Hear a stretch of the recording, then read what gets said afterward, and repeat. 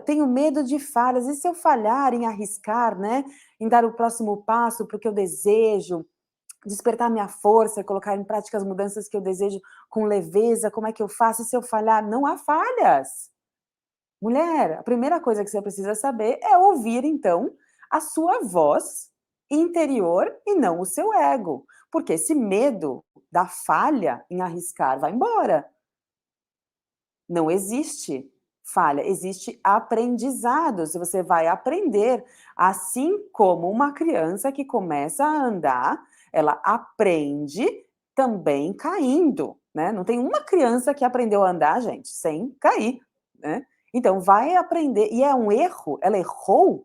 Me diz você, ela errou quando ela foi tentar dar o próximo passo?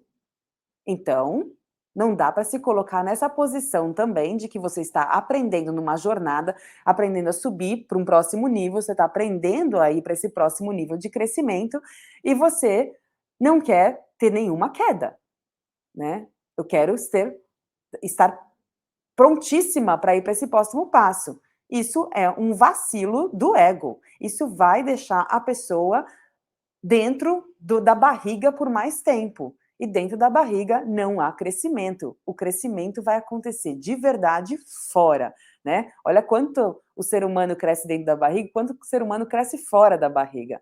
Então precisa romper essa, esse, essa bolsa, né, que acabou colocando em volta para se proteger, para poder acontecer o crescimento. E quando acontece o crescimento, há apenas uma caminhada de aprendizados, e não uma caminhada de erros e falhas. Por favor, deixe isso bem, deixe entrar essa informação bem lá dentro, para que você perca esse medo de ir para o próximo passo, que é um desconhecido, é um lugar desconhecido. Há muito medo, né, quando a gente não conhece o próximo território, o próximo nível, a próxima fase da nossa vida.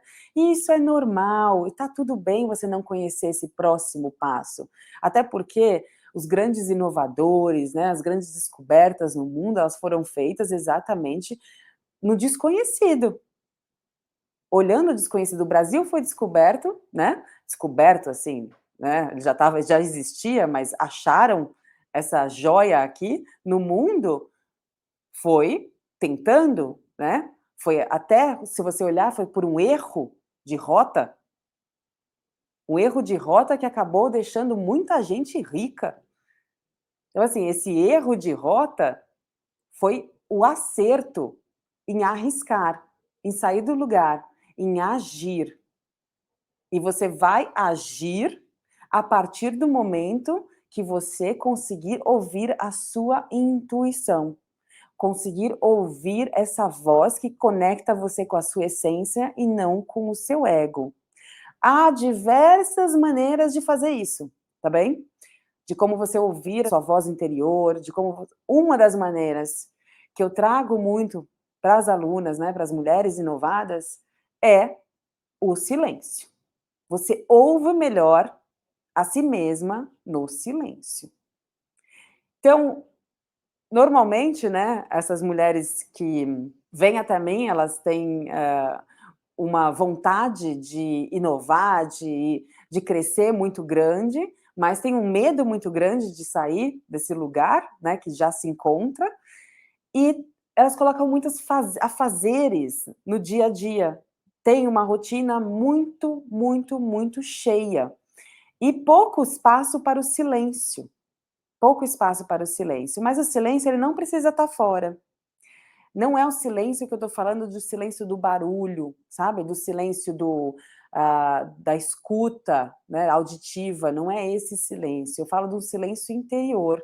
Precisa buscar esse silêncio interior, que é a separação, então, de todas as bolhas que acabam tendo na mente, que a gente se apega. Os pensamentos, eles vêm em ordens aleatórias, igual um sonho, tá bom? Em ordens aleatórias, e eles vêm muitos pensamentos no dia, né? A gente tem aí de 12.000 a 60.000 pensamentos no dia.